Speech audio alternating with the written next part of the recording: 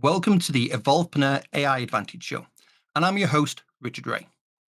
My mission is to help entrepreneurs understand AI and use it to their advantage. Join me today where we dig deep with our guest and get you the best concepts and strategies. Today's special guest is William A. Adams. With a history spanning over 35 years, William is an entrepreneur, a Computer History Museum honoree, and the former technical advisor to Kevin Scott, Microsoft's CTO. Today, we're talking about empowering with AI, harnessing its positive potential instead of being overwhelmed. William, welcome to the show. Thank you for having me, Richard. Honored to Really be here. fantastic to have you here, William. And I've got to ask the question I ask all my guests: where in the world are you? I am in sunny Seattle, Washington. Oh, a place I know well with my Microsoft history, and can be sunny, can be a little cold too. Sunny, yeah, cold, windy, but it is not a freezing place like some other parts of the United States. So that's a blessing. This is true. This is true. Anyway, let's get into this. So, you've got an amazing history. I scratched the surface. Tell us a little bit more about yourself because you've done some astonishing things. Yeah, I think every time I hear someone say about my history, I think, I started fiddling about with computers when I was 12. So 1970 something. I'm 59. So I've been in computers since before we had personal computers. Like I Mhm. was right there at the birth of personal computers. So about myself is I'm just a tech guy. I've been in it since the beginning of tech. Mhm. And I've until recently, I spent 25 years or 24 years at Microsoft. And then for the last year, I've really focused on I left to just really focus on, okay, I know all this stuff about technology. How do I help people navigate and move forward and not be afraid of it and use it to their advantage? And I have a focus on um, intergenerational wealth development Mhm. through ownership of technology, particularly for underrepresented minorities and women. Because for those who can't see me, I'm a black guy in America, so that's what I think I need to be focused on. So that's me in a nutshell. I'm just a tech guy who's been enlightened. I'm old enough to now give back to my community based on all the tech knowledge that I've gained over the last few decades. That's really interesting. I love the aspect of stepping outside of working for a large company, using all that Yeah. experience, but also helping communities that don't always get the leg up that they need. Yeah, and I think it's important, particularly as we move into AI and stuff like that, where it's like we have the opportunity to level some playing fields, but we also have the opportunity to bury a lot of people. So, I think it's important to help people get on the right side of that. So I want to dig into that for a second. Obviously, I'm a big fan of helping people with AI. That's what this whole podcast is about. But tell me about the burying side that's in your mind. Yeah, so I had this phrase, I mean, there's a common phrase, the rising tide lifts all boats, right? And we use that if you look at technology and the rise of technology, it's been a big wealth developer for lots of communities. Um, but that rising tide can also drown people who are standing on the shore shackled to old ways, right? So you have to build them some boats to get into so that they will also rise. And now the easiest analogy is to go back even further and look at farmers. Farmers in the U.S. or anywhere else in the world, they used to be behind knocks with a plow, and then the big belching steam engine of a tractor came along at some point, and it said, "Hey, you need to use a tractor now because this is the automated new technology for plowing the fields. It's going to revolutionize farming." And a lot of farmers probably resisted that, and they probably went out of business, you know. And a lot of other farmers said, "Yes, I'm going to jump on that tractor because that's the new technology and it's going to make me more efficient as a farmer." So it's just that to help people realize that there's a new tool, and if you use the new tools, you advance along, and if you stick with the old thing, you're probably not. So that's really what I mean by that. That's very interesting. You mentioned shackles in Yeah. the metaphor that you used earlier on. How much of this is shackles that people apply to themselves, or how much of it is shackles that society applies to them? I think there's probably a little bit of both. The shackles that we apply to ourselves are more of comfort, Mhm. familiarity, inertia. It's like, oh, I don't want to move on to the next thing. I just learned this thing. And I've been doing this thing for 20 years. So I don't want to. So there's some amount of inertia. And then some of it is I don't know, imposed on us because you're not quite in the category of people who get to wield the power. You know, there is only so many tech billionaires in the world, and they like it that way. They don't necessarily want everybody to become a tech billionaire. Facebook wants to retain their data. Google wants to retain their Mhm, data. They don't want that democratized. You know, I think there's things like that, and I'm not making it be some nefarious thing like those guys and us guys. It's mhm. just human nature and capitalism and whatnot. There's some people that are going to make a lot of money, and they make it off the backs of a lot of other people, right? So that's what I mean by the shackles. There's some where we hold ourselves back, and there's just some systemic stuff that keeps us separated, right? There's some people that are going to make out like bandits, and some people are not, right? That makes complete sense. So tell me, how are you going about empowering people? Because a lot of people, they have that instant reaction that, tech is for the young and it's quite scary, and I couldn't possibly go near it if I'm the wrong side of 30. So Yeah. tell me what's your approach? Yeah, mine is to just I was almost going to say dumb things down. Mine is to just simplify things. I have a brother who's 2 years older than me, and we've been in tech with each other forever. He's not a tech guy, Mhm. but we had a tech company that we ran together for a long time. So he's familiar with tech, Yeah. but I'm telling him constantly, what does it mean to have exponential growth in the processing power of CPUs? Mhm. What does it mean to have AI? And I just give him stories, analogies, pitches, tracks that show how the progression of things are. What does it mean when quantum computing comes along? Right? How is that going to change things? So I talk to people a lot about just what is the technology going to be so they hear it. And I try to soften the blow of future shock, right? Mhm. Where I just picked up the Apple Vision Pro Okay. the other day. So I'm putting them on, I'm recording videos, I'm showing people this is what it looks like so that they understand. And then I also break it down and say, this is what it looks like today. This is what it's going to look like in 2 years. This is what it's going to look like 5 years out. Here's the whole new set of applications that are probably going to be developed because of it. Here's what you could do, right, in this new world, right? I do the same thing with robotics. It's like, okay, there's the charge of Optimus and Kepler robots and Figure Yeah. AI. All these humanoid robots are coming, right? It's like, oh my God, we're all going to lose our jobs. Like, chill. These kind of jobs will be robotized. Mhm. These kind won't. Here's new creative things you can do because the robots are doing all that manual labor and you're free to think of other things. So I do a lot of talking to people and just showing them, here's what the technology is. Let's not be afraid of it. Here's where it's going.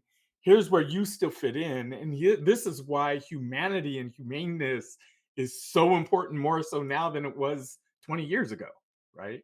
Here's where the humans fit in. And I spent a lot of time doing that. I think that's a great way forward. And you've mentioned multiple technologies there, especially we talk about the Apple Vision Pro or whatever name it's getting given these days, because it seems to go through so Yeah. many different names when people talk about it. And Yeah. all these technologies can come across as quite scary in their early versions, Yeah. which and Yeah.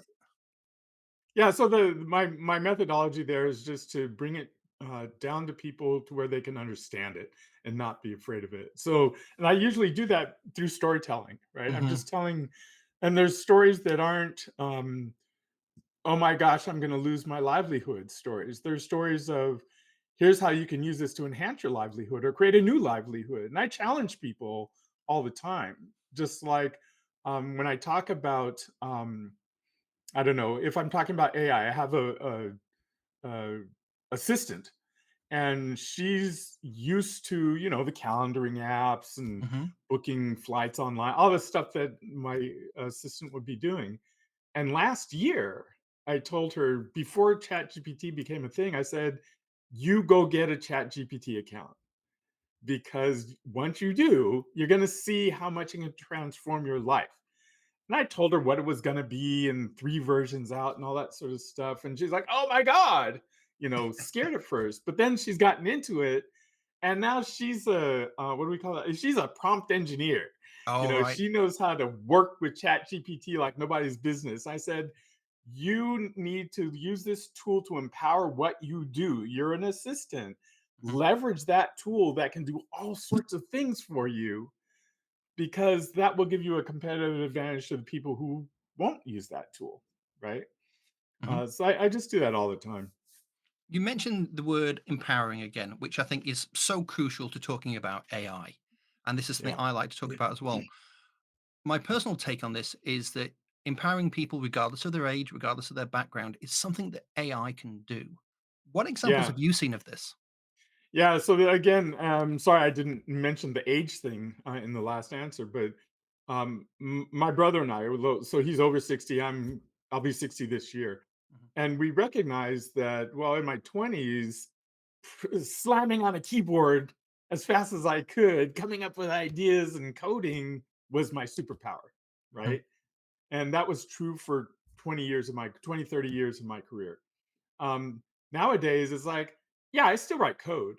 I'm not as fast as it. I can't stay up all night like I could, but the fact that I have there's this thing called Copilot that is part of my Visual Studio Editor. Is the coding tool that I use, and I can type one comment, just one comment, and it'll be something like, "I need an algorithm for drawing lines in a graphics setting." It will automatically fill in 20 lines of code for me.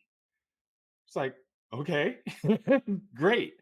and Now this could all be in I a have, language that you've never studied potentially. yeah, it could be a language idea. It's like, or I've got this thing that I already have. I have this app. It does mapping or something like that. I need an Android version of this. And they'll go, Mhm, oh, okay, great. Well, here you go. There's an Android version. It's like, well, that's fantastic. I wouldn't have been able to do that in that amount of time, a minute. Right? I would have had to study books, watch YouTube things, go look at mhm. other people's code. So it empowers me as an older individual because I know what I need to do to create a system, right? I just don't have the speed I used to have. But now that I've got things like ChatGPT, Copilot, and pick your other AI tools out there, I can just say what I need done and it'll go, oh, okay, like this. Now, 80% of the time, it's like, okay, but I'm smart enough to also know that I need to check the code that is generated because I know half the times it's just kind of BSing. It's just throwing code out there, Yeah. right? It's like, okay, it looks like code, but it's not really usable. Right? So that's the advantage that I think you have with age is that you know a lot more systemically how things should be. So you can clearly articulate to these tools, this is how I need something put together. If you're younger, you haven't seen as much. So I'm just, perhaps I'm doing ageism. So you don't necessarily know how to direct to get to a particular solution Mhm. because you just haven't experienced as much, right? So that's how I think AI gives me superpowers. Is that it's like, well, I'm almost 60, but I can still throw together stuff. Now, of course, the 20-year-olds are also using the same tools I am, so they're going to be even faster than me soon enough, right? It's like, okay, that's fine. And there's other things that I can do, and perhaps my job is to just train these systems to make sure they're humane, right?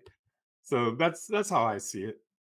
So you mentioned a lot of things there which really tally with my thoughts. I often describe the scenario that you're talking about as, you've got life skills and Yeah. you can use AI to make them more valuable. And the analogy I like to use is, hey, people aren't dumb regardless of what age they are, but give somebody in Yeah. their 20s or younger a physical map and now say get from A to B versus using GPS on their phone. Mhm. Probably going to have a few challenges there because they've never done it. They've never Whereas seen it. exactly. Whereas, being a little older, like, you and I are, we can get out a map. We can actually use that piece of paper. So if that GPS goes down, we can do that. It's not that Yeah, we're smarter. It's not that they're dumber. It's just just we've different got skills, experience. different Yeah. experiences. Exactly. So I think that AI is enhancing our capabilities. Yeah, I mean, it enhances at all levels wherever you are, right? Like you said, the younger people, they may not have had the same perspectives, experiences, and whatnot, so they can leverage these tools in certain ways.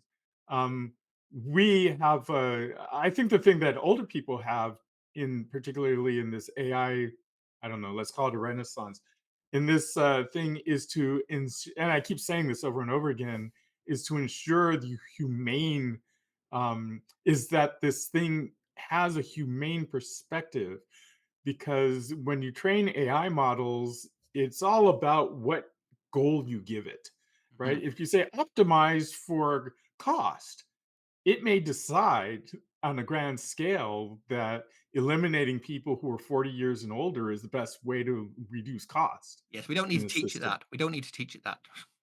Yeah, we don't want it to do that. So let's make sure that that's not a goal that's, stuck in there to reduce costs, and let's instead make sure that um, creating a good life for everybody is Mhm. a better goal, right? So, So that again, you talking about maybe the pure logic of what AI can do, but on another way of looking at this, in many cases, because of the training that an AI system will have had, it is a reflection of how humans have acted in the past. right.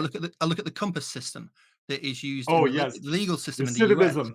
Oh wow, Oh there's my some God, what a truly horrible terrifying system. points there. I mean, just for any of the listeners that are unaware of this, this is a system that, in theory, shouldn't be used to decide how long people, may go to prison for, whether they go to prison or not. But judges have actually Yeah. done that, and it's just wrong. Yeah, I had while I was at Microsoft, there was an Mhm, intern who was working for the CEO at the time, and she studied the compass system. mhm. And then she came to me, and we were having a chit chat about it. And what I said ultimately was, just because we can doesn't mean we should, right? To That's a quote Jurassic system. Park. Yeah, that's a system that should not exist, because Mhm, for those who don't know, it one way that the compass system is used is, they use it for calculating recidivism rates, mhm. right? Like, well, not the rates, but okay, we're about to release this person. What's the likelihood they're going to commit a crime again, right? And the system will say, oh, likely, not likely, blah blah Mhm, blah. mhm. And of course, it has the biases which fall on typically race lines, where it skews too much towards blacks because it looks at Yes. the zip codes they're going to live in and all this other stuff. And then there was a study done afterwards to compare what actually happened to the predictions that the system made, and it showed this like it was completely wrong. Right? So it's like, yeah, you have to recognize that AI can just be an embodiment of today's biases. So you have to work real hard against that, and not to say, well, you don't just want to lock a point in time as permanent, Mhm. right? Because if we had done this 200 years ago, I'd be a slave on a farm, on a plantation, right? And the world would be, the AI would say, yeah, that's the way it is, right? Oh, So you have to be I'd be a careful of labourer that. on a farm in the UK. Yeah, yeah, Yeah, or something, or an indentured servant somewhere. So exactly. you so you have to be careful that you don't just let these AI systems embody a point in time and that's it, right? So we have to move beyond that, and that's why I keep stressing humanity, Mhm. humane, all sorts of things like that, right? So it does sound to me like one of the strong messages that we've got here is that you have to imbue AI with something that it just doesn't have, that we have as humans, which is the humanity. We have to Yeah, apply our knowledge, our experience. And sometimes people can be negative about this. I mean, if somebody's a racist, they're a racist. It's them. yeah, And they can use it in bad ways. But yeah. I would ask you, obviously, people make mistakes. What's the most common mistake you see people making with AI? Oh, common mistake. Gee, well, the first mistake people make is to throw up their hands, Mhm, right? Like, I can't get into that, and as for programmers, for the mhm. programming kind of people like me, the first thing they want to do is jump in and say, I'm gonna be a data scientist. Like, forget that. That's done. We're way past that. Yeah. I'm gonna go to college and get a PhD in data science and get paid a lot of money. It's like, we're past Good that. luck. Yeah, good luck with that. There's 5 people in the world that do that. We're already done with that. The machines are programming themselves now. Hmm. Um, but the biggest mistake people make is just to throw up the hands and tuck their head in the sand, which is to just kind of ignore it, right? It's like I don't know where to start, and this is why I told my assistants like go get a chat GPT account right now, and I did it with her, and let's just ask it some questions. you know so the biggest mistake is that people just don't start, right? It's like you just because it's fear, right? It's like, what do you mean start? I'm not a programmer, I'm not an AI scientist, I'm not a it's like it doesn't matter. You know how to use Google. It's like that. Yes. it's but it's conversational instead of just search terms. So the first mistake is people don't start. The second mistake people make is a classic, and this has to do with our all of our jobs, right? Well, it can't possibly do what I do, right? Yep. That's a big mistake, and it's like, and I again with my brother, we had this conversation just yesterday, where I was laying out. It's like, well, it's going to be able to do this automated factory manufacturing, blah blah blah. It's like, well, but the humans had to do this. Like most of those tasks are automatable. Hmm. So the next mistake that a lot of people make is assuming that whatever they do is not automatable. And it's like, well, if you follow any sort of script, whatever you're doing is probably automatable. I don't care if you got a PhD in that thing. It's probably automatable, right? Well, one of Uh, the examples I see in this is, artists would have said in the past, "Oh, you'll never replace my job with a computer." but here You we look are, at Midjourney, DALI 3, and various other tools. Wow, some of the results right? that you can produce. Some of the Yeah, skill. and then the third mistake Ah, yes, there's more. is because we're going in progressions, and these are like the 12 steps of alcoholic recovery or something.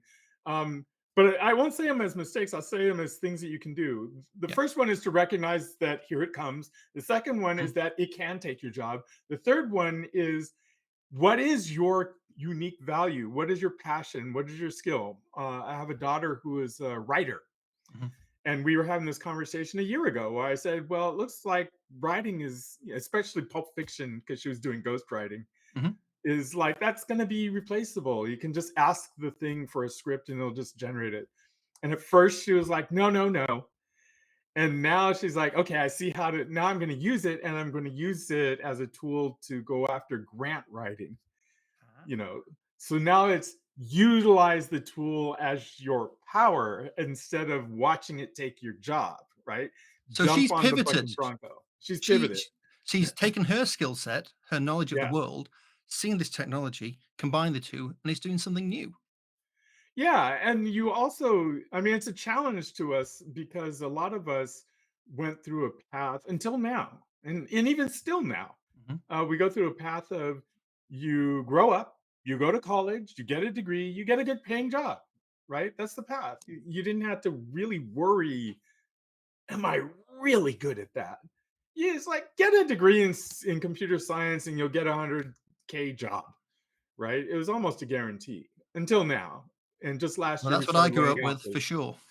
Yeah, and now we started laying those people off, and they're thinking it's a phase and they'll be rehired. It's like, no, Now. we're moving on. At least 30% of that is now replaced by Copilot and ChatGPT and those sorts Mhm. of tools. Um, what are you really good at? Now that you have the free ride, what are you really good at? And I force people to think about that, right? It's like, well, actually, I'm really good at illustrating um, mechanical devices, not this programming stuff. It's like, okay, go do that, right? It frees us up, I think, to really pursue what we're really good at, because using these tools, you can amplify whatever your superpower is, right? And you don't have to just keep doing the thing that your degree said you were supposed to be doing. That makes complete success. I mean, complete sense. You've mentioned your assistant, you've mentioned your daughter. Yeah. Can you give me a golden example of somebody who you've spoken to, you've given them that little push, and they've really blossomed? Obviously, you don't need to name names, but they've embraced AI and really taken things to the next level. Well, I'll give you perhaps categories of people. Hmm. And it's people I've talked to who are, some of them still are at Microsoft, and they're managers, of large groups or whatever. And they first wake up to the simple thing of ChatGPT, and there's some mid-level manager that managed a process that has hundreds of people, and they come to the conclusions that they don't have to. Um, they can use the machine to write that memo. Yes. They can use within Teams that has the ability to do a transcript of the meeting. They can use that to create the to-do list, because in the meeting they said, okay, we need to do the following 5 things. Well, it captures that and it'll automatically generate a to-do list out of the meeting. So the people that are, I don't know if they're turnarounds, but they're really leveraging the tools, are those managers who would normally just spend a lot of time doing stuff, and now they're using the machinery to do that stuff. So now they're turning towards, oh, I'm free to now do other things, real planning. I have a programming friend who's been in Office, Microsoft Hmm. Office, for she's been there 30 years actually. And she's gotten to a point where she's like, okay, I want to do mentoring. I want to show other people how to do stuff. I don't want to write code as much as I used to, right? She's looking at AI in that sort of way and coming up with ways to transform their engineering processes to say, this is how you construct a team to leverage AI. Yeah, you can have two or three junior people. You need a senior person that knows what they're talking about. That can work with another group where there's an architect. Here's how 5 or 6 groups can work together. So there's those senior, super experienced, um, I won't call them journeymen because they're beyond that. The masters. So the masters are learning how to use the tools and structure their teams properly to take advantage. And the mistake that is made when they don't do that is some bigger manager comes along and says, "We need to use AI," and But what does everyone that runs actually around. mean? Yeah, it's like, everyone runs around and say, okay, and then they write it into their goals. Yes, I'll use AI. It's a bunch of nonsense. So the people I talk to specifically, we lay out, here's what the team structure should be. Hmm. Here's where the shortcomings of the AI are. Here's where you need to work really hard for validating the code that the AI generates. Hmm. All that sort of stuff. So So there's those are actually the new things that need to be done. So yeah. AI in this case is, yes, it's doing certain things and it's theoretically making life easier, but you still need to do that checking. You still need to do that Yeah. human part of it as Oh, you well. have to do it even more. I mean, if you were not testing your code before, you definitely need to test it now. I mean, it's the same thing as like if today someone uh, we had hand saws, Hmm. and then today someone dropped down a power table saw, and everyone's like, "Well, how do you use that?" And as fingers Right? go Like, flying everywhere yeah, by it's those super sort of experiments. powerful, Yeah. and you can throw wood at it and it'll cut it, but unless you know how to build a house, it's not gonna do you any good. Right? You made a comment earlier on as well about managers saying, "Hey, we're going to use AI," and it reminds me of an old TV ad where, if I remember correctly, somebody's got a store and they're not doing so well, and the dad goes, "Hey, I've got a solution to all of our problems," and this is from the '90s, and he goes outside with a pot of paint and he puts .com at the end of the Yeah, business name and thinks money's suddenly going to appear, yeah. and I hear a lot of that same sort of approach with AI. Have you come across this? Oh, yeah, absolutely, and it's the same thing we did the whole outsourcing thing Mhm. for a decade or 2, or we're still doing it, and it was the same thing. It's like, "Oh, just outsource," as if Take the problem all away. yeah, if as if all people are fungible, and if you just send the job off to India, it'll get done at half the price and it'll be just as good. It's like, no, No. it won't. So AI is the same thing, and you see this in Microsoft's marketing. Um, Now, all of their marketing says AI first, and everything is being painted with Copilot. Yes. And it's like, I don't know what that means. I knew what it meant with Visual Studio because that's where it started, but now everything is Copilot enabled, including Windows itself. Mhm. And they did this before, where everything in the early It's internet 2000s was enabled when when internet Internet enabled. Explorer was, yeah. Everything was .NET, if you Yes. remember that. So it was .NET for a while, and it's like we painted everything Windows .NET, Office .NET. Now everything is Copilot. So you have to be able to separate the marketing hype from the realities, right? It's like, it's going to be detrimental. A lot of people are going to make miscalculations. Mhm. They're going to think, well, if AI makes my programmers 30% more productive, I can fire 30% of my programmers today. It's like, no, it's an That's the wrong evolution. maths. That's the wrong maths for sure. Yeah, it's an evolution. You have to shift your org to adapt to the AI as well. Mhm. Firing 30% of your people today is just going to give you a headache. So, don't do that. So, yeah. Right. That makes sense. That makes complete sense. We're clearly very much on the same page there. So, William, tell me, if there's one piece of advice that people could take away from today's conversation, what would it be? Oh, one piece of advice is make sure you jump on that tractor when it comes along. If you're not sure about AI and you don't know where to start, you don't even know what AI is, the easiest thing to do is just go and play with one of these things. Like Google has Bard, Mhm. Microsoft has ChatGPT, or OpenAI has Copilot. ChatGPT, there's Copilot. Just jump into one of these conversational things Mhm. and you'll see what that's about. So, kind of diffuse the myth. And then think about, well, how will this change my job, right? How will my job be impacted by these things, and come up with a plan? What you don't want to do is just sit complacent and assume, well, that's whatever. It's just a passing fad. It's like, no, we're at an inflection point. So you need to understand what it is. You don't need to go off and get a PhD in data science. Or Just prompt learn how to. engineering. Yeah, it's like you don't have to be an engineer for this. This is making it possible for everybody to use. So just get into it, ease your way into it, learn, get up on some stuff, maybe follow a podcast that talks to you about this technology. Um, and then think about how it's going to affect your life and come up with a plan. That's the advice I'd give somebody. Fantastic advice. William, where can people find you and what great projects have you got that they should be looking at? I have a website. So it's william-a-adams.com. And on my website, there's all my social media links. And there's other media clips and a place where I put code and a blog and all sorts of stuff like that. So just going to my website and you're in my world, subscribe to my newsletter.